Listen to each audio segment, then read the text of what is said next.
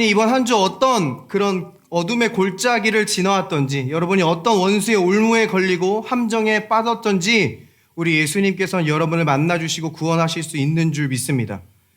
여러분이 어떤 그 내리막길을 갖고 있든지, 여러분이 얼마나 어두움 속에 있든지 상관없어요. 우리 주님은 이미 하늘 보좌 버리시고 우리에게 찾아오신 줄 믿습니다. 근데 주님이 우리를 만나주실 때는요, 우리를 그냥 그 자리에 두지 않으세요. 주님은 우리를 하늘의 자리에 함께 앉히셨다 말씀하신 줄 믿습니다. 여러분이 지금 어떤 우울을 겪고 있든지, 어떤 아픔을 겪고 있든지, 어떤 실패 가운데 있든지 주님 그 모든 것을 밟고 일어서게 하시며 다스리게 하시며 이 땅에서 하늘을 경험하게 하실 줄 믿습니다. 네, 여러분이 아마 여기까지 오셨을 때에는 많은 하나님의 은혜와 그런 구원의 일들을 경험하면서 오셨을 거예요. 자, 그런데 우리가 이 많은 은혜를 경험하고 구원의 일들을 목격했음에도 불구하고 때로는 다시 돌아가는 것처럼 느껴질 때가 있습니다. 내가 이전 것으로 돌아가는 것 같아요. 마치 이스라엘 백성들을 하나님께서 애굽에서 건져주셨는데 다시 애굽 땅으로 돌아가려고 했던 것처럼 완전히 끝난 문제인 것 같은데 다시 돌아가는 것처럼 느껴질 때가 있습니다. 나는 이 중독에서 이제 완전히 자유한 것 같았는데, 나는 이 관계의 시험을 완전히 통과했다고 생각했는데, 나는 이 두려움, 이 실망, 이 좌절, 이 불안에서 나는 자유했다고 생각했는데 갑자기 스물스물 올라오더니 내가 다시 이전 것으로 돌아가는 것처럼 느껴질 때가 있어요. 그럼 우리는 낙심합니다. 우리를 절망이 사로잡아요. 그 중요한 이유 중 하나는요, 우리의 원수 거짓의 아비 마귀가 우리를 속이고 있기 때문이에요. 그런데 우리가 그 거짓이 아니라 하나님의 말씀의 진리에 집중할 때에 우리가 다시 돌아가는 것이 아니라, 우리가 흔들리는 것이 아니라, 거기에 맴도는 것이 아니라 우리를 예비하신 그런 새로운 삶을 향해 앞으로 전진하게 하여 주실 줄 믿습니다. 오늘은 저와 함께 우리의 이 기도 생활에 대한 말씀을 한번 나눠봤으면 좋겠습니다. 우리가 이 새 언약 아래에서 기도한다고 하고, 우리가 은혜 아래에서 기도한다고 하지만 때로는 우리의 기도가 다시 돌아가는 것처럼 느껴져요. 세상의 기도처럼 어떤 믿음 없는 기도로, 혹은 율법 아래에서 기도했던 것처럼 나의 애씀과 어떤 나의 노력을 더해야 될 것 같은 그러한 기도 생활로 돌아가려는 생각이 들 때가 있습니다. 최근에 어떤 여러 가지 대화들과 이슈들을 통해서 우리가 이 기도 생활을 못하고 있다는 게 아닙니다. 여러분이 기도 생활을 못하고 있다는 게 아니라 여러분이 기도를 굉장히 잘 하고 계시고 또 이 기도에 대한 말씀을 잘 알고 계시지만, 우리가 이 은혜 아래에서 이 기도에 관한 말씀을 다시 정리하고 이곳 가운데 그 기도에 대한 말씀이 선포될 때에 우리의 기도 생활이 더욱더 즐겁고 강력하게 되며 어떠한 원수의 유혹 가운데서도 흔들리지 않는 기도의 용사들로 우리를 세워주실 줄 믿습니다. 세상에서도 보면요, 이 기도라는 게 있습니다. 이 세상 사람들도 때로는 기도해요. 그 어떤 조물주에게, 어떤 그 전능자에게 기도합니다.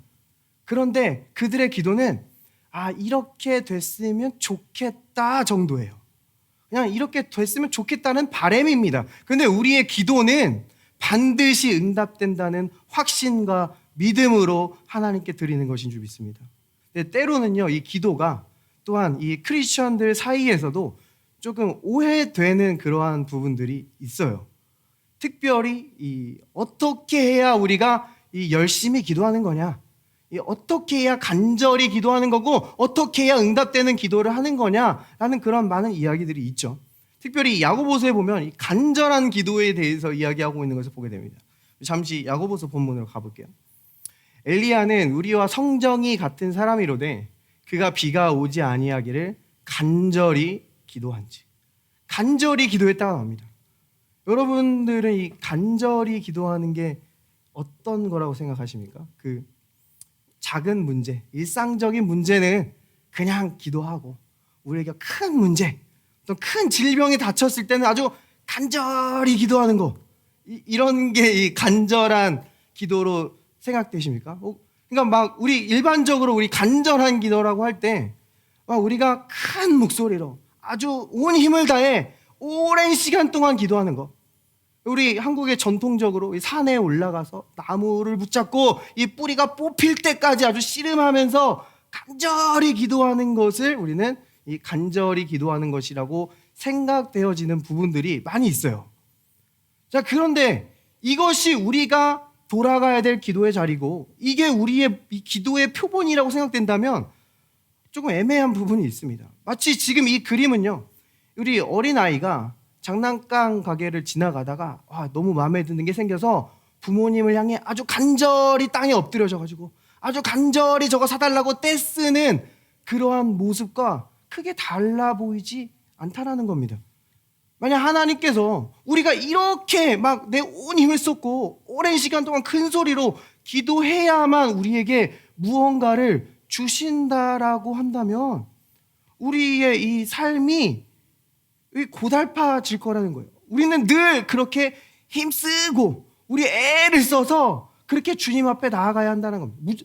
물론 이렇게 우리가 큰 소리로 기도하는 게 다 잘못됐다라는 게 아닙니다. 오해하시면 안 돼요. 물론 우리가 어떤 상황이나 우리의 감정에 따라 울부짖으면서 큰 목소리로 기도할 수 있어요. 그런데 그거는 내 감정과 내 상황에 관한 것이지 성경에서 우리의 그 막 애씀이 하나님을 변화시킬 무언가라고는 말하고 있지 않다라는 겁니다. 또 우리는 기도에 대해서 이야기할 때 어떤 돌파의 기도에 대해서 들어보셨을 거예요. 우리는 기도로 돌파해야 된다. 우리는 기도로 뚫어내야 된다. 돌파의 기도를 드려야 된다라고 이야기합니다. 자, 그러면 생각해 보신 적 있으십니까? 우리가 뭘 뚫어내야 되는 겁니까? 우리가 이 기도로 어떤 걸 뚫어내야 되는 거예요? 이 구약 성경에 보면은 물론 이런 예들이 있어요. 기도가 막힌 예가 있습니다. 이 다니엘 선지자가 이 다니엘이 기도하다가 하나님께서는 분명 그 첫날에 응답하셨어요. 그래서 가브리엘 천사를 보냅니다. 근데 이 악한 영이 가브리엘 천사를 붙잡아가지고 이 전투하는 천사 미가엘 천사가 와서 싸우기 전까지 이 다니엘의 기도가 지연되고 막히는 그러한 장면들을 성경이 우리에게 보여줘요. 자, 그런데 이것은 구약이라는 겁니다. 예수 그리스도의 십자가 이전의 일이라는 거예요. 물론 구약에서도 이 신약에 대한 그림자와 모형을 보여주긴 하는데 지금 이 기도는 예수님의 십자가 이전이라는 거예요. 그래서 우리는 이것을 예수 그리스도의 십자가의 렌즈로 바라봐야 한다라는 겁니다. 이 예수님께서 십자가에서 무엇을 하셨어요? 십자가에서 그의 피를 흘리시고 죽으심으로 이 언약궤 지성소가 있는 것을 가로막는 휘장을 찢으셨다라는 거예요. 그 당시에는 대제사장만 가장 거룩하게 구별된 날 대속죄일에만 그곳에 들어갈 수 있었어요. 그런데 주님께서는 그 휘장을 찢으셨습니다. 그의 피로 하늘 보좌를 정결케 하심으로 이제는 누구나 언제든지 담대하게 하늘의 보좌 앞에 나아가 구할 수 있게 된 줄 믿습니다. 그러므로 하나님께서는요 이미 주님께서는 그 길을 뚫어 놓으셨다라는 거예요. 주님께서 이미 돌파해 놓으셨다라는 거예요. 그러므로 우리가 예수의 이름으로 기도할 때 우리가 그 뚫린 길로 즉각 응답 받을 수 있는 것인 줄 믿습니다. 우리가 물론 어떻게 막 애쓰고 큰 소리로 온 힘을 다해 기도하는 그런 모습을 보면 굉장히 간절해 보이잖아요. 그리고 하나님께서 그것을 매우 기뻐하실 것 같아 보일 수는 있어요. 그런데 그것이 우리가 돌아가야 될 그러한 기도의 자리가 아니라는 겁니다. 자, 우리 이 이야기를 엘리야의 이야기를 통해서 먼저 같이 시작해봤으면 좋겠어요. 이 엘리야가 지금 어떻게 기도해야 돼요? 엘리야는 우리와 성정이 같은 사람이로되 그가 비가 오지 않기를 간절히 기도한즉, 이 간절히 기도한 엘리야를 어떻게 표현하고 있습니까? 우리와 성정이 같다라고 표현합니다. 이 말은요, 우리와 본성이 같다라는 거예요. 이 차 운전하다가 갑자기 껴들면 화나지 않습니까? 저만 나나요? 네. 그리고 갑자기 일이 안 풀리면 우울하지 않습니까? 그렇게 찾아올 때가 있어요. 또 막 우리가 해서는 안 되는 말을 할 때도 있고요. 우리 속에 막 이상한 생각이 떠오를 때도 있어요. 근데 엘리야도 똑같다라는 거예요. 성정이 같다라는 거예요. 그의 육체에 어떤 특별함도 없다라는 겁니다. 이 엘리야가 물론 이 구약을 대표하는 이 구약의 선지자를 대표하는 그런 위대한 인물이지만 우리와 성정이 같다라는 겁니다. 그도 우리와 같이 똑같이 낙심하고 똑같이 쓰러지는 같은 성정을 가진 사람이다. 엘리야는 어떤 위대한 승리를 경험할 때가 있었습니다. 갈멜산에서 850대 1로 이방 그 우상 섬기는 선지자들과 싸워서 그 모두를 무찌른 위대한 사람이에요. 하늘에서 막 불을 내렸습니다. 이스라엘 백성들이 정녕 이 야훼가 우리 하나님이시다, 그가 우리 하나님이시다 고백하고 회개하게 했어요. 그러니까 닫힌 하늘 문을 열었던 사람입니다. 위대한 승리, 위대한 구원을 경험한 사람이에요. 그런데 이 승리를 경험하고 나서 바로 그 다음에 이 엘리야의 모습을 성경 우리에게 어떻게 보여줘요? 이 악한 여왕 이세벨이 이 엘리야가 자기의 선지자들 다 죽이니까 너가 죽인 것처럼 나도 너를 죽이겠다 위협합니다. 자, 근데 이때 엘리야 어떻게 했어요? 어떤 영화에 나오는 영웅처럼, 아니 어떻게 이방 선지자가 하나님의 선지를 향해서 이렇게 말하느냐 하면서 너에게도 불이 임할지어다 이렇게 담대하게 싸우지 않았다는 거예요. 성경은 이 엘리야의 모습 어떻게 보여줘요? 생명을 위해 도망쳤다는, 낙심하고 절망했다는. 심지어 이 엘리야는요, 그 광야 한가운데로 도망가서 하나님께 뭐라고 기도합니까? 엘리야는요, 나의 생명을 걷어주시옵소서 기도해요. 때로는요, 우리는 감정을 따라, 우리는 성정을 가진 사람이라 이렇게 낙심될 때 이러한 모습으로 기도할 수 있어요. 그런데 하나님께서 이 기도에 응답하셨습니까? 어떻게 응답하셨어요? 하나님께서는 이 기도에 응답하셨는데 더 놀라운 방식으로 응답하셨다라는 거예요. 이 엘리야에게 죽음을 주신 것이 아니라 그에게 잠자게 하시고 그에게 물과 떡을 천사를 통해서 공급하심으로 응답하셨다라는 거예요. 이것이 우리 하나님의 사랑의 응답이라는 겁니다. 우리는 기도할 때 늘 이 하나님의 사랑을 근거로 더 놀라운 응답을 기대해야 되는 것인 줄 믿습니다. 하나님은요, 이 엘리야의 마음의 중심을 알았어요. 엘리야는 지금 정말 죽고 싶었던 게 아닙니다. 엘리야가 진짜 죽고 싶었으면 거기 있어야죠. 이세벨이 죽인다고 했을 때 거기 있어야 이세벨이 자객들을 보내서 엘리야를 어떻게 죽일 거 아닙니까? 근데 지금 엘리야는 아무도 찾을 수 없는 그 광야 한복판으로 숨어들었다라는 거예요. 엘리야는 정말 죽고 싶지 않아요. 단지 그 완전히 번아웃돼서 소진돼서 그 지친 감정으로 기도하고 있었다라는 거예요. 우리는 그렇게 감정을 따라 하나님께 기도할 수 있어요. 그러나 하나님은 우리의 마음의 중심을 아신다라는 거예요. 우리에게 정말 무엇이 필요한지 아신다라는 거예요. 하나님은 이 엘리야에게 죽음이 필요한 것이 아니라 그에게 잠이 필요하고 그에게 음식과 물이 필요함을 아셨기 때문에 천사를 보내셔서 그에게 공급하시고 돌보시고 그를 결국 회복시켜 주신 줄 믿습니다. 그러니까요, 우리가 이 기도라고 할 때요, 이것은요, 우리가 어떻게 기도하는지가 중요한 게 아니라 우리가 누구에게 기도하는지가 중요하다는 거예요. 그러니까 내가 얼마나 열심히, 얼마나 간절히 내 믿음의 어떠한 파워로 기도하는 게 중요한 게 아니라 우리의 기도를 들으시는 분이 누구신지가 중요하다는 겁니다. 우리가 기도의 확신을 얻을 때, 기도 응답한다는 그 믿음을 가질 때 그 믿음은 나의 믿음에서 나오는 게 아니라 그가 누구신지에서 나오는 거예요. 예를 들어 볼게요. 우리에게 어떤 굉장히 신실한 거래처 사장님이 있습니다. 이분은 비가 오나 눈이 오나 신실해요. 성실해요. 약속을 칼같이 지켜요. 늦는 법이 없습니다. 어떤 납기일을 한 번도 놓친 적이 없어요. 너무 신실합니다. 그래서 이 사장님이랑 또 미팅을 잡았어요. 그래서 이 사장님을 만나려고 하는데 때마침 막 눈이 옵니다. 나가려고 하니까 주변에 사람들이 눈도 오는데 좀 천천히 가세요. 그분도 아마 늦게 올 겁니다. 이렇게 얘기해요. 그러자 우리는 대답하죠. 아니에요. 그분은 정시에 올 겁니다. 아마 늦지 않을 거예요. 그래서 사람들은 이야기해요. 와, 당신은 믿음도 좋네요. 자, 그러면 이게 정말로 내 믿음이 좋은 겁니까? 아니, 오히려 내 믿음이 좋다라고 한다면 그 성실하신 분에게 모욕이 될 수 있어요. 우리는 단지 그 분이 신실하다는 것을 알기 때문입니다. 마찬가지예요. 우리가 기도할 때 우리의 기도가 응답된다라는 그 믿음과 확신을 가질 때 그것이 나의 믿음이 아니라는 거예요. 우리는 단지 우리의 기도를 들으시는 분이 얼마나 신실한 분인지 알기 때문인 줄 믿습니다. 그러므로 우리가 주님이 누구시고 그가 얼마나 신실하신 분이시고 그가 어떤 일을 하셨는지 알면 알수록 우리는 더욱 온전한 믿음의 기도를 드리게 된다라는 겁니다.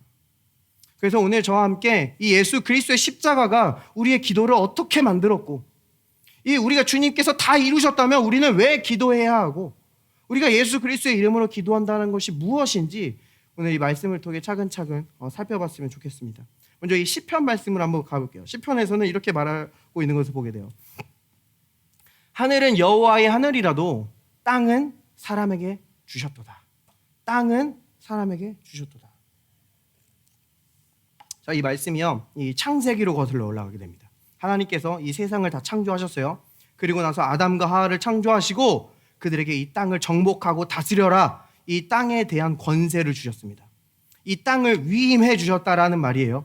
그런데 이때 이 사단이 등장합니다. 이 거짓의 아비 뱀으로 등장해서 아담과 하와를 속이기 시작해요. 하나님이 그들에게 무언가 아끼고 있는 것처럼 속입니다. 그들이 하나님을 신뢰하지 못하게 해요. 그래서 하나님이 따먹지 말라고 한 선악과를 따먹게 돼요. 범죄하게 됩니다. 이때 이들은 이 사단의 말에 굴복하게 되는 거예요. 순종하는 거예요. 로마서에서 말하죠. 누구든지 순종하는 자에게 종이 되는 것을 너희가 알지 못하느냐? 이때 이 아담과 하와는 그들에게 주신 권세를 사단에게 넘겨버립니다. 그러므로 이 땅, 이 공중 권세 잡은 자는 더 이상 아담이 아니라 사단이라는 거예요. 그러니까 이 땅에 죄와 사망이 들어오고 막 재앙과 재난이 일어날 때 그것을 하나님이 우리에게 가져다 주는 것이 아니라는 겁니다. 사단이 그 일을 지금 하고 있다는 거예요. 자, 이 땅에서 그런 일이 일어나고 있을 때, 근데 그때 하늘에서는 어떤 일이 일어나고 있는지 아십니까? 그때 하늘에서는요, 사단이 하나님의 보좌 앞에 나아가 하나님의 사람들을 정죄하고 참수하고 있다는 거예요. 우리는 구약에서 이런 장면을 볼 수 있어요. 대제사장 여호수아가 바벨론 포로에서 돌아와서 성전을 재건하고 있습니다. 근데 막 원수들이 다가와서 성전 재건을 방해해요. 일이 막혀요. 정권이 바뀌고 허가가 나지 않아요. 일이 지연되는 어떤 재앙들이 닥칩니다. 근데 그때 어떤 일이 벌어지고 있냐면, 이 스가랴 3장에 보면은 이 하나님의 보좌 앞에서 지금 사단이 이 대제사장 여호수아를 대적하고 괴롭히는 장면을 우리에게 보여준다는 거예요.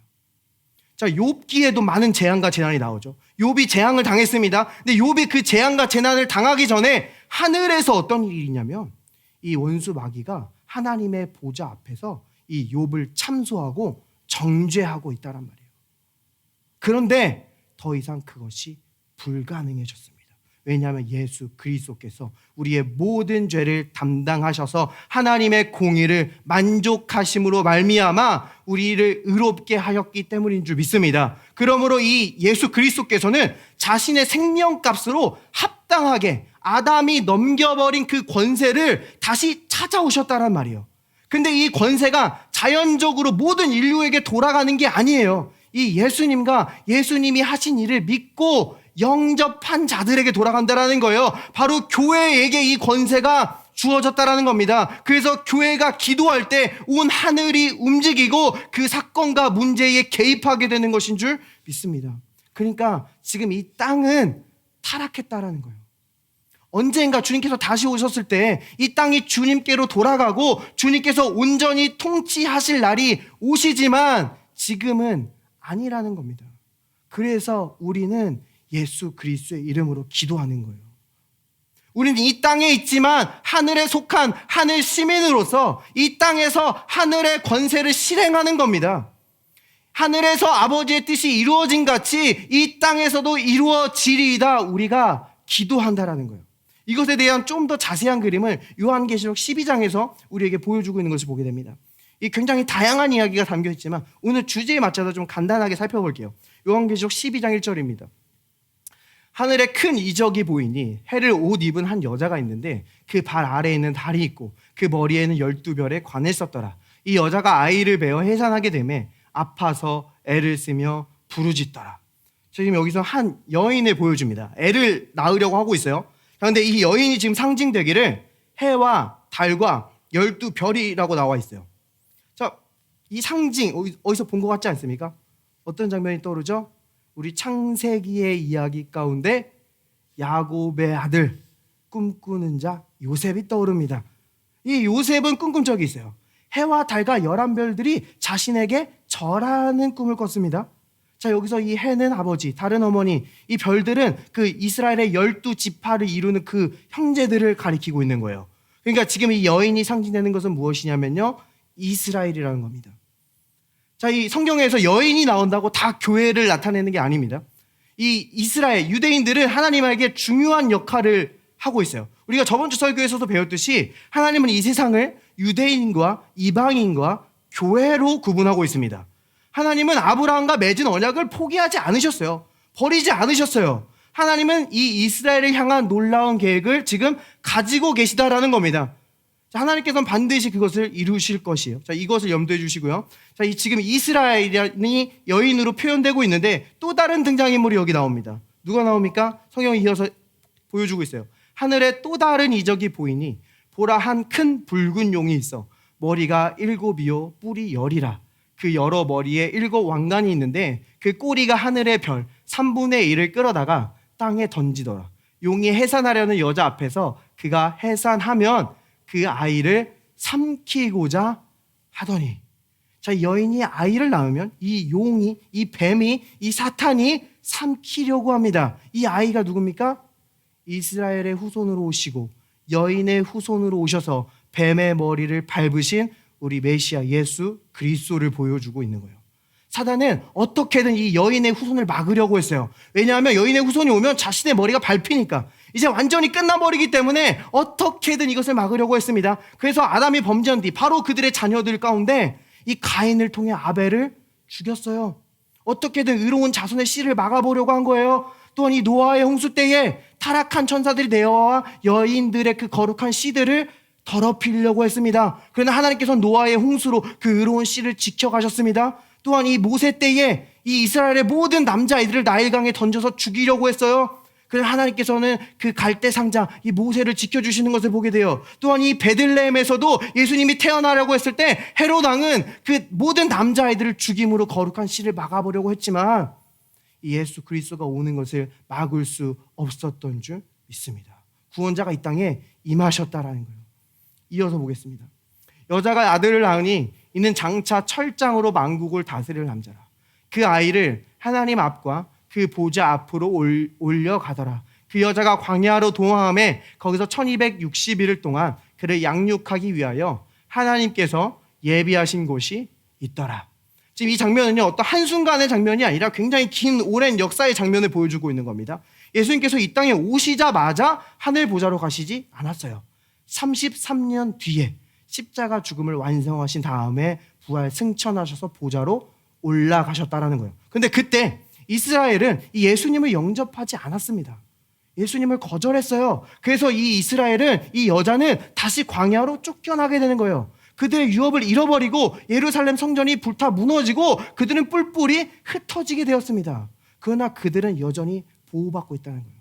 유대인들이 그래서 많은 이들의 대적이 되고 표적이 되는데 그들은 결국 보호받고 있다는 거예요. 그리고 우리 교회가 들림받고 난 다음에 마지막 대환란 7년 때에 1260일은 3년 반입니다. 이 3년 반 동안에 이 이스라엘 유대인들을 향한 특별한 계획이 아직 남아있음을 우리에게 보여주고 있는 거예요. 자, 아무튼 우리가 이제 그 다음 구절에 우리가 정말 보고자 하는 구절이 나옵니다. 성경 우리에게 이렇게 말해요. 하늘에 전쟁이 있으니 미가엘과 그의 사자들이 용과 더불어 싸울세 용과 그의 사자들도 싸우나 이기지 못하여 다시 하늘에서 그들이 있을 곳을 얻지 못한지라. 하늘에서 그들이 있을 곳을 얻지 못한지라. 지금 이 전쟁은요, 예수님의 십자가를 나타내주는 겁니다. 예수님께서 십자가에서 죽으시고 그 피를 가지고 하늘 보좌로 올라가셨기 때문에 더 이상 사단은 우리를 참소할 수 없다라는 거예요. 예수님은요, 부활하시고 나서 이 예수님의 제자 마리아를 만나신 적이 있습니다. 마리아는 부활하신 예수님을 보고 붙들려고 했어요. 근데 예수님이 나를 붙들지 말라라고 말씀하십니다. 왜냐하면 내가 아직 아버지께로 올라가지 않았기 때문이다라고 말해요. 자, 이것은요, 예수님의 대제사장의 사역을 보여주는 거예요. 대제사장은요, 대속죄일 날 이 동물의 피를 가지고 하나님의 그 보좌를 상징하는 언약궤 가운데 가서 피를 뿌립니다. 그래서 이스라엘 백성들을 완전히 덮어버리는 거예요. 근데 이 대속죄일 날 대제사장은 완전히 구별돼서 아무도 그를 마주할 수 없다는 거예요. 그를 만질 수 없다는 거예요. 마찬가지로 예수님도 그 자신의 피를 가지고 하나님 보좌에 가서 그 피를 뿌려야 되기 때문에 나를 붙들지 말라라고 말씀하시는 겁니다. 주님께서 그 하늘 보좌에서 피를 뿌리셔서 더 이상 사단이 우리를 참수할 수 없게 됐다라는 거예요. 그래서 그는 하늘에 머물 수 없습니다. 더 자세한 그림을 성경은 우리에게 이렇게 보여줘요.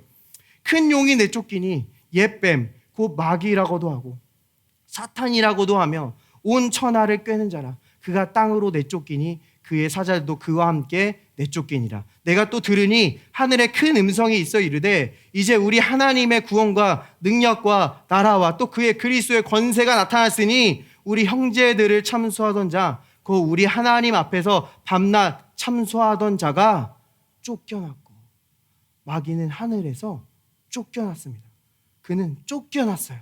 그러므로 로마서는 우리에게 이야기하죠. 누가 능히 하나님께서 택하신 자들을 고발하리요. 의롭다 하신 이는 하나님이시니 누가 정죄하리요. 마귀는 더 이상 우리를 정죄할 수 없습니다. 우리는 그리스도 안에서 더 이상 정죄함이 없습니다. 왜냐하면 그리스도께서 부활하셔서 하늘 보좌 들어가셨기 때문이에요. 시편은 노래합니다. 문들아 머리 들어라. 영원한 문들아 들릴지어다. 영광의 왕이 들어가시리로다. 영광의 왕이 다시 돌아오셨습니다. 승리하셔서 돌아오셨어요. 많은 전리품을 가지고 다시 돌아오셨다라는 거예요. 요한복음 12장에서도 예수님께서 말씀하셨어요. 이 세상의 심판이 이르렀으니 이 세상의 임금이 쫓겨나리라. 아니 마귀가 어디서 쫓겨난 겁니까? 마귀는 지금 여전히 이 세상에 있어요. 여전히 돌아다니고 있습니다. 바로 그 하늘 보좌에서 쫓겨났다라는 거예요. 자, 그러면 마귀가 더 이상 하늘에서 우리를 참수할 수 없다라는 것이 우리에게 어떠한 의미입니까? 마귀가 욥에게 그를 정죄하고 그의 삶에 재앙과 재난을 가져온 것을 우리에게는 합법적으로 행사할 수 없다라는 거예요. 우리가 죄를 짓고 우리가 범죄하면 사단에게 문을 열어줘서 그가 우리의 삶에 막 재앙과 재난을 일으키는 그 일이 더 이상 합법적이지 않다라는 거예요. 우리는 예수 그리스도의 이름으로 그것을 대적하고 그것을 물리칠 수 있다라는 말입니다. 왜냐하면 더 이상 하늘에서는 마귀가 우리를 정죄하는 게 아니라 예수 그리스도의 그 뿌린 피가 더 나은 것을 말하고 있어요. 완전한 용서, 정죄함 없음, 하늘의 유업을 하늘에서 선포되고 있기 때문입니다. 마귀가 우리를 정죄할 근거가 없어졌다라는 거예요. 근데 어떤 분들은요, 우리가 죄를 지면 하나님과의 관계에서 끊어진다라고 말씀하시는 분들이 있어요. 더 이상 하나님이 우리 아버지가 아니라는 겁니다. 우리의 구원이 취소된다라는 거예요. 자, 사실이 아니죠. 좀 더 완화해서 말씀하시는 분들은요, 우리가 하나님과의 관계가 죄를 짓는다고 끊어지진 않지만 하나님과의 교제를 잃어버린다라고 봐요. 코이노는요, 교제를 잃어버린다. 그러니까 하나님과의 친밀함을 잃어버리고 더 이상 우리의 기도가 응답되지 않는다라는 겁니다. 사실이 아니에요. 자, 우리가 죄를 지을 때는요, 사실 하나님 편에서는 어떠한 변화도 없습니다. 우리가 죄를 지면 우리 스스로 죄책감을 느끼고 우리 스스로가 하나님을 멀리할 수는 있어요. 우리 자녀들이 잘못했을 때 혼날까 봐, 엄마 아빠한테 들킬까 봐 이렇게 엄마 아빠를 슬슬 피하는 것처럼 우리가 하나님을 피할 수는 있는데 하나님 편에서의 변화는 없다는 거예요.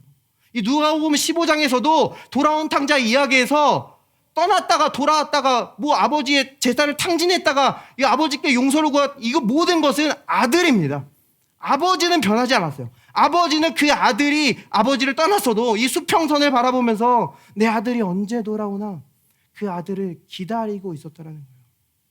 하나님께서 우리를 이렇게 조건 없이 변함없이 사랑할 수 있는 이유는요, 예수 그리스도의 보혈이 하나님의 공의를 완전히 만족시켰기 때문인 줄 믿습니다. 우리가 하나님의 이 관계 안에 들어가게 된 것은요, 나의 행위가 어떠함이 아니라 예수 그리스도의 피 때문이에요. 마찬가지로 우리가 하나님과의 친밀한 교제를 누리고 기도의 자리에서 하나님께 기도할 수 있는 것은 나의 어떠함이 아니라 예수 그리스도의 피 때문이에요. 우리의 죄가 큽니까? 예수 그리스도의 피가 큽니까? 예수 그리스도의 보혈이 우리의 모든 죄보다 더 진한 줄 믿습니다. 그러므로 우리의 모든 죄도, 우리의 어떤 죄도, 이 세상의 어떤 악한 영도 우리의 기도를 막을 수 없다는 거예요. 우리에게 기복이 있을 수는 있어요. 근데 우리의 행동과 우리의 감정에 따라서 이 기도의 응답이 있고 없고가 아니라는 겁니다. 우리가 예수 그리스도의 이름으로 기도한다는 것은요, 예수님이 기도하는 것과 같아요. 우리는 예수님의 권한 대행으로 이곳에서 하늘의 권세를 실행하는 겁니다. 누가복음 10장에 보면요, 예수님이 하늘에서 사탄이 번개같이 떨어지는 것을 봤다라고 하거든요. 근데 지금 이 본문이 이 사탄이 원래 하나님을 섬기는 천사였다가 교만해져서 반역해서 이 사탄이 된 그 이야기를 말하고 있는 게 아닙니다. 이 문맥을 보면요, 예수 70인의 제자들을 파송한 문맥이에요. 그들이 예수 그리스도 이름으로 나아가서 병 고치고 귀신 쫓아내고 구원의 일들을 성공적으로 해내고 와서 예수님께 보고할 때 예수님이 말하는 거예요. 그래, 나도 봤어. 너네가 나가서 그렇게 권세를 행할 때 사탄이 하늘에서 떨어지는 것을 나도 봤다라고 하는 그러한 문맥이라는 거예요. 이 제자들이 와서 뭐라고 이야기합니까? 주의 이름이면, 예수 그리스도의 이름이면 귀신들도 우리에게 항복하더니이다. 그러자 예수님께서 뭐라고 대답해요? 아주 확정해 주십니다. 내가 너희에게 뱀과 정갈을 밟으며 원수의 모든 능력을 제어할 권세를 주었으니. 권세를 주신 겁니다. 권세는요, 제자들의 어떠함이 아니에요. 권세를 주신 분이 얼마나 부유한지, 권세를 주신 분이 얼마나 강한지에 따라서 그 권세의 크기가 결정되는 겁니다. 이 제자들이 얼마나 간절히 기도하고 얼마나 힘써서 애써서 기도하느냐에 따라서 그것이 달라지는 게 아니라는 겁니다. 그래서 예수님께서 이 땅에서 권세를 행하실 때 보면은 아주 간단하고 심플하게 기도하는 것을 보게 돼요. 자, 오병이어 사건입니다. 오병이어, 물고기 2마리, 보리떡 5마리, 5천 명 먹어야 돼요. 와, 너무 큽니다. 하나님 사역하려고 하는데 통장 잔고 보니까 너무 커요. 갭이 너무 커요. 큰일이잖아요. 큰일이면 어떻게 해요? 50일 작정기도 하고 내가 엄청 애쓰고 엄청 힘써서 이걸 뚫어내야 되는 겁니까? 주님 어떻게 보여주셨어요? 자, 물론 이런 기도를 나쁘게 보는 건 아닙니다. 비교하기 위해서 말하는 거예요. 예수님 어떻게 하셨냐면 단지 하늘을 우러러 보시고 감사하셨다라고 해요. 끝이에요. 하늘을 우러러 보시고 감사기도 하셨다. 왜 감사합니까? 이미 주신 것을 믿은 겁니다. 믿고 기도했다라는 거예요. 믿고 기도했다. 간단합니다. 권세를 행하는 것은 믿고 기도하는 거예요. 자, 예수님께서 가장 큰 치유의 기적, 이 나사로를 3일 만에 다시 살리신 이야기. 엄청나잖아요. 들어보지도 못했습니다. 죽었다가 3일 만에 다시 살아나는 이런 놀라운 사역을 하려면 이거 정말 큰일이잖아요. 이거 엄청 길게 기도해야 되고 엄청 애써야 될 것 같아요. 근데 우리 예수님 또 어떻게 했어요? 단지 하늘을 우러러 보시고 감사하셨어요. 주님은 말씀하십니다. 내 말을 들으심에 감사합니다. 감사하나이다. 주님이 이것을 굳이 말씀하시는 이유는요, 예수님을 위해서가 아니라 우리의 유익을 위해서 이것을 기록했다고 요한복음은 말해주고 있어요. 그러니까 이것이 우리가 배워야 할 기도의 모범이라는 거예요. 주님은 감사하셨습니다. 왜요? 이미 받은 줄로 믿었기 때문에. 믿음의 기도가 병든 자를 구원하나니. 믿음의 기도입니다. 자, 이것이 지금 그 아까 엘리야의 그 간절한 기도와 동일한 맥락 가운데 주어지고 있어요. 자, 다시 엘리야의 간절한 기도 들어가 보겠습니다. 엘리야는 우리와 성정이 같은 사람이로되 그가 비가 오지 않기를 간절히 기도한즉 3년 6개월 동안 땅에 비가 오지 아니하고 간절히 기도한즉, 이게 원어로 그냥 보면요, 이 간절이란 말이 따로 없습니다. 이거는 원어로 보면은 기도로 기도하니에요. 기도가 2번 반복되고 있어요. 이거는 히브리식 표현입니다. 우리가 창세기 말씀 보면 선악과를 따먹으면 반드시 죽으리라 말하잖아요. 거기서도 반드시란 말이 없어요. 이 마무트라는 단어인데 죽음으로 죽으리라라는 말이에요. 이 죽음을 2번 강조함으로 반드시 죽는다고 이 강력하게 말해주고 있는 겁니다. 그러니까 여기서 기도로 기도하니, 이 말은요 아주 강력한 기도임을 말해주고 있는 거예요. 근데 여기 또 다른 기도가 나와요. 다시 기도하니 하늘이 비를 주고 땅이 열매를 맺었느냐. 비가 오지 않기를 간절히 기도하겠고요, 비가 오기는 그냥 기도했습니다. 간절한 기도와 그냥 기도가 지금 비교되고 있는 것이 보이시죠? 자, 그러면 실제로 엘리야가 간절히 기도한 것과 그냥 기도한 거 어떻게 차이 납니까? 우리 열왕기상에서 엘리야가 간절히 기도한 장면 한번 보도록 하겠습니다. 길앗에 우거하는 자 중에 디셉 사람 엘리야가 아합에게 말하되 내가 섬기는 이스라엘 하나님 여호와께서 살아계심을 두고 맹세하노니 내 말이 없으면 수년 동안 비도 이슬도 있지 아니하리라. 비도 이슬도 있지 아니하리라. 끝입니다. 짧고 심플하게 믿음으로 그냥 기도했다는 거예요. 믿음으로 선포했어요. 이것을 지금 간절한 기도라고 성경은 말합니다. 지금 엘리야가 그냥 기도한 거, 비가 내려달라고 기도한 장면은 그럼 성경에서 우리에게 어떻게 보여줘요? 성경은 우리에게 이렇게 말해요. 엘리야가 아합에게 이르되 올라가서 먹고 마시소서. 큰 비 소리가 있나이다. 아합이 먹고 마시러 올라가니라. 엘리야가 갈멜산 꼭대기로 올라가서 땅에 꿇어 엎드려 그의 얼굴을 무릎 사이에 넣고, 이거 어디서 많이 보지 않았습니까? 무릎 사이에 얼굴을 넣고 뒤에 보면 7번까지 기도했대요. 끝까지 기도했다라는 겁니다. 겉으로 봤을 때 어떤 게 간절한 기도예요? 그냥 써서 비도 이슬도 없을 것입니다. 이렇게 선포한 거라. 무릎 사이에 얼굴을 넣고 7번까지 기도한 거, 어떤 게 지금 간절한 기도 같아요? 네, 무릎 사이에 넣고 기도한 게 우리 눈에는 간절한 기도로 보여요. 근데 하나님께서는요, 믿음으로 그냥 선포한 그 기도를 간절한 기도로 부르신다는 거예요. 자, 우리 입장에서, 인간의 입장에서 이 간절한 기도를 드린다고 하지만 그것은 때로는 하나님에 대한 잘못된 인상을 줄 수가 있어요. 하나님은 절대 막 우리가 애쓰고 막 그러는 것을 기뻐하지 않으신다라는 겁니다. 그래서 이 모세를 보면요, 모세가 이스라엘 백성들을 애굽에서 구출했을 때, 그럼 갑자기 홍해를 만나요. 뒤에서 애굽 병사들이 쫓아와요. 완전히 진퇴양난입니다. 이때 백성들은 부르짖습니다. 하나님께 부르짖어요. 그리고 모세에게 무덤이 없어서 우리를 여기까지 데려왔냐며 모세를 원망하고 불평해요. 그러자 모세 어떻게 해요? 모세도 같이 부르짖습니다. 하나님께 부르짖어요. 그러니까 하나님께서 어떻게 대답하십니까? 하나님께서 이렇게 말씀하세요. 여호와께서 모세에게 이르시되 너는 어찌하여 내게 부르짖느냐. 왜 부르짖냐는 거예요. 이것이 하나님을 기쁘게 하는 것이 아니라는 겁니다. 그럼 하나님께서 원하시는 것이 뭐예요? 이스라엘 자손에게 명령하여 앞으로 나아가게 하고 지팡이를 들고 손을 바다 위로 내밀어 그것이 갈라지게 하라. 이스라엘 자손이 바다 가운데서 마른 땅으로 행하리라. 지팡이를 들라는 겁니다. 성경에서 지팡이는 권세를 상징해요. 부르짖지 말고 그냥 권세를 행하라는 겁니다.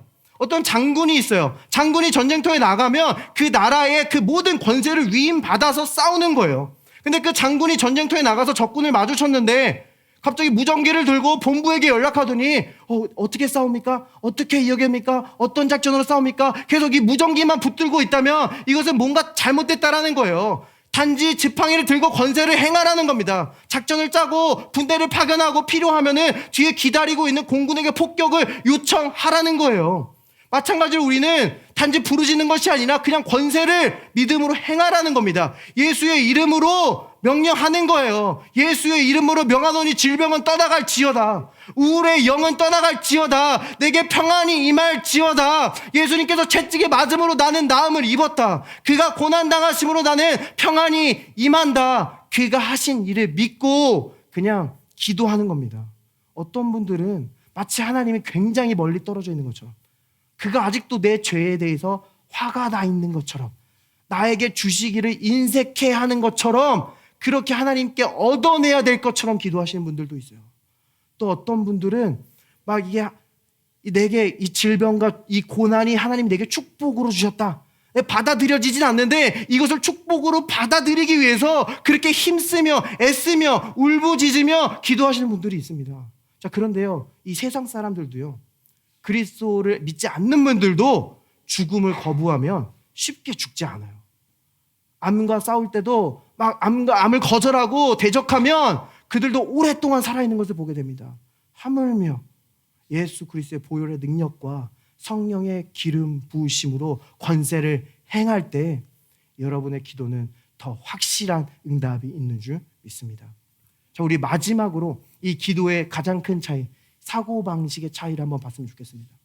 자, 이 지금 엘리야 선지자는요, 이스라엘 백성들에게 비가 내리기를 기도할 때, 지금 인간적으로 힘써서 애써서 간절히 기도했거든요.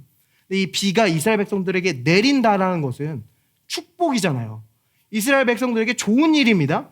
근데 왜 엘리야는 그렇게 자기의 힘과 자기의 애를 써가며 기도했던 겁니까? 이것은 신약과 구약의 사고방식의 차이예요. 원래 하나님은요, 하나님의 본성은 심판하시기를 더디하십니다.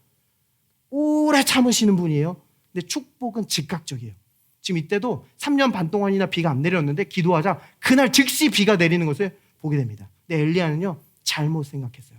구약의 선지자들은요, 심판 중심의 사고방식을 가지고 있습니다. 그래서 엘리야가 이스라엘 백성들에게 비가 내리지 않게 기도할 때는요, 의심의 여지가 없어요.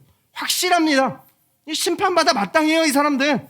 이 율법에 명백하게 나와 있습니다. 이 하나님을 섬기지 않고 우상을 섬기면 하나님께서 하늘을 닫고 비를 내리시지 않는다. 명백해요. 믿음의 기도가 나옵니다. 근데 이 이스라엘 백성들을 봤을 때 이거 보아하니까 이 사람들이 아직 회개했다고 하더라도 이 축복받기는 너무 힘들어 보여요. 그래서 엘리야가 애쓰고 힘써서 하나님을 설득해야만 하나님의 축복이 임할 것처럼 생각했다라는 거예요. 이런 사고방식 너무나 우리 주변에 많지 않습니까? 하나님의 심판은 즉각 임하고 하나님의 축복을 얻기에는 매우 힘들다. 자, 이 엘리야를 보면요, 엘리야가 가장 마지막에 행한 일이 뭐예요? 승천하기 바로 전에 행한 일은요, 사마리아 땅에서 자신을 잡으러 온 자들에게 불을 내리는 일이었어요. 심판의 일이었습니다. 근데 이 사마리아 땅에 예수님과 제자들이 갔던 적이 있어요. 사마리아 사람들이 예수님을 거절합니다. 그러니까 요한이 뭐라고 얘기해요? 주님, 우리도 엘리야처럼 하늘에서 불을 내려 저들을 멸하길 원하십니까? 그래서 예수님이 그 요한을 꾸짖으면서 얘기했어요. 너희가 어떤 영에 속해 있는지 알지 못하는구나. 인자는 세상을 멸하러 온 것이 아니라 구원하러 왔느니라. 주님은요, 엘리야와 자신을 분명하게 구분하고 있다는 거예요. 구약에도 구분이 나옵니다. 엘리야의 선지자의 후계자가 누구예요? 엘리사 선지자입니다. 엘리야의 이름은 야훼, 하나님은 나의, 여호와는 나의 하나님이시다라는 뜻이에요. 엘리사는요, 예슈아, 하나님은 나의 구원이시다, 예슈아는 나의 하나님이시다 라는 그런 뜻을 가지고 있어요. 그래서 이 엘리야는 이 세례 요한을 대표하기도 하는데, 예수님이 오기 전까지 그 구약의 선지자들, 그 심판 중심의 사고방식을 대표하고요, 엘리사는 은혜 중심의 사고방식을 대표합니다. 그래서 이 엘리야 선지자는요, 늘 홀로 다녀요. 심판 중심의 사고방식은 늘 혼자 다녀요. 동굴에 혼자 있고, 그 시냇가에 혼자 있고, 나만 홀로 남아있다, 나만 하나님을 섬긴다, 늘 자기 중심이에요. 자기 혼자 남아있는 것을 보게 됩니다. 근데 엘리사는 어때요? 늘 사람들 가운데 있었다는 거예요. 우리 주님이 억눌린 자들, 힘든 자들, 아픈 자들과 늘 함께 하시며 그들의 귀신을 내쫓으시고 치유하시고 구원의 일을 베푸셨던 것처럼 사람들과 함께 계셨습니다. 주님은 어디 수도원에 갇혀 계시지 않았다는 거예요. 또한 이 엘리야는요, 가난한 사르밧 과부의 집에 잠깐 머물렀어요. 엘리사는 부유한 수넴 여인의 집에 머무르게 됩니다. 그러니까 이 율법 아래에 있을 때는요, 이 율법 아래서 인간이 늘 부족하고 연약하고 온전하지 못하니까 심판으로 기울 수밖에 없어요. 근데 우리가 은혜 아래에 있을 때는 주님께서 우리를 모든 율법의 저주에서 속량하셨으므로 우리는 축복에 가깝게 된 줄 믿습니다. 엘리야는요, 3년 반 동안 기도하니까 이슬과 비가 오지 않았어요. 성경에서 이슬은 하나님의 은총, 은혜를 나타냅니다. 비는 성령의 역사예요. 그것이 그쳤다라는 거예요. 근데 예수님도 3년 반 동안 이 땅에서 사역하셨어요. 그러나 예수님이 사역할 때는 이 땅에 하나님의 은혜와 성령의 역사가 충만하게 나타나는 줄 믿습니다. 그러므로 기도할 때는요, 우리가 어떤 사고방식으로 기도하는지가 중요해요. 우리가 무엇 아래에서 기도하는지가 중요합니다. 우리가 율법 아래에서 심판의 사고방식으로 기도하느냐, 은혜에서 기도하느냐. 그러니까 우리가 올바른 계시와 올바른 믿음으로 가지고 기도할 때 그것은 강력한 기도이며 하나님께서 그 기도를 반드시 응답하실 줄 믿습니다. 말씀을 마무리할게요. 하나님께서 우리를 새로운 길로 인도하실 때 그것은 때론 우리에게 두려움으로 다가올 수가 있어요. 이스라엘 백성들도요, 애굽의 노예 생활만 하다가 그들이 갑자기 홍해를 만났을 때 그들은 두려웠습니다. 홍해를 지나간다라는 그들의 삶이 굉장히 두렵게 다가왔어요. 이스라엘 백성들이 이 애굽의 노예에서 이 하나님 없이는 먹고 마실 수도 없는 그 광야에 도착하자 그들은 굉장히 두려웠습니다. 자, 우리도 마찬가지예요. 하나님께서 우리를 자기 의로 사는 삶에서 예수님께서 선물로 주신 은혜로 사는 삶으로 우리를 건져 주셨습니다. 근데 이 은혜의 삶이 때로는 우리에게 불안하게 다가올 때가 있다는 거예요. 특별히 기도의 영역에서 이렇게 기도해도 되나? 그냥 단지 믿고 기도하는 것이 응답이 있나? 뭔가 내가 더 힘써야 되는 것이 아닌가? 우리에게 불안함으로 찾아올 때가 있다는 거예요. 근데 이것은요, 이 원수 마귀가 하늘에서 쫓겨났지만 여전히 이 땅에서 우리를 정죄하고 속이고 있기 때문이에요. 근데 성경은요, 이 사단을 옛 뱀이라고 부릅니다. 올드예요, 올드. 옛날 거예요. 구식이에요. 지난 거예요. 전혀 창의적이지 않습니다. 그의 거짓말은 아담 때나 지금이나 여전히 동일하다는 거예요. 그래서 우리는 그것을 분별할 수가 있습니다. 그는 아담에게 다가와서도 동일하게 속였어요. 하나님은 충분하지 않다. 하나님이 너희에게 주신 것은 충분하지 않다. 너희는 충분히 사랑받고 있지 않아. 지금도 동일하게 속입니다. 너희가 예수 그리스도를 믿는 것으로 충분하지 않아. 너가 믿고 기도하는 것으로는 충분하지 않아. 무언가 더 해야 돼. 무언가 애써야 돼. 무언가 더 붙잡아야 돼. 사단은요, 우리가 어떤 유혹과 시험에 직면했을 때도 우리에게 임한 하나님의 능력이 충분하지 않다고 속입니다. 우리가 죄를 지고 넘어졌을 때도 예수 그리스도의 보혈이 우리의 죄를 씻기기에 충분하지 않다라고 속여요. 죄책감과 정죄감을 갖게 합니다. 매일매일 우리에게 부어진 하나님의 은혜가 우리가 오늘 하루를 살아가기에 충분하지 않다고 속입니다. 그래서 우리가 은혜와 공급이 아니라 내가 애써야 될 요구를 바라보게 한다는 거예요. 아, 내게 시간이 부족하다. 내게 사람이 부족하다. 내게 재정이 부족하다. 내가 재능이 부족하다. 심지어 기도가 율법도 아닌데 그것을 우리에게 요구합니다. 너는 기도도 부족하다. 더 애써야 돼. 더 붙잡아야 돼.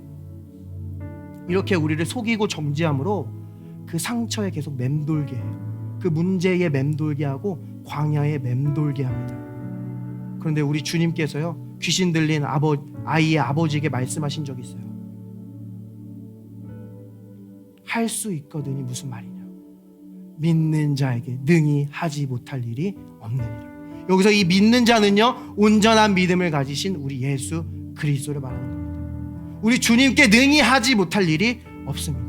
주님은 우리 모든 문제에 충분하다라는 거예요.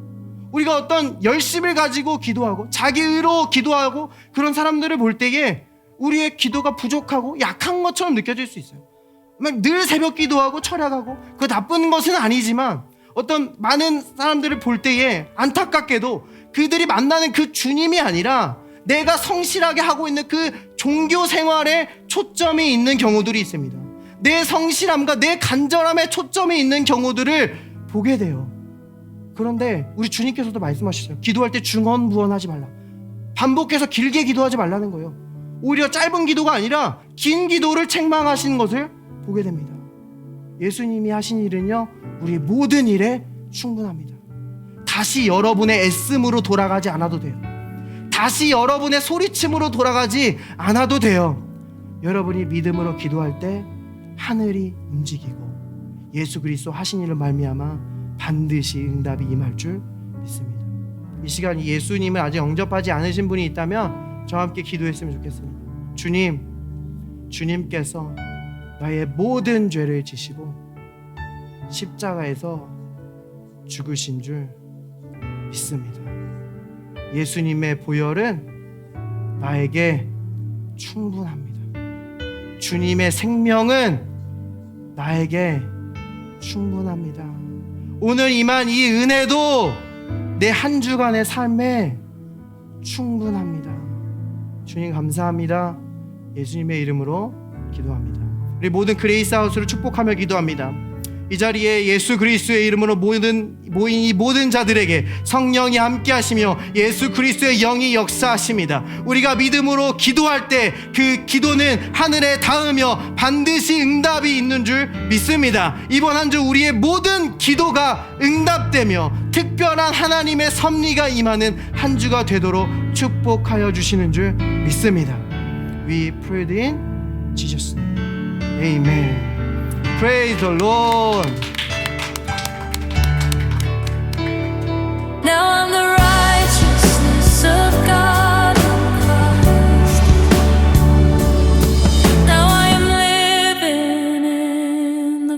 살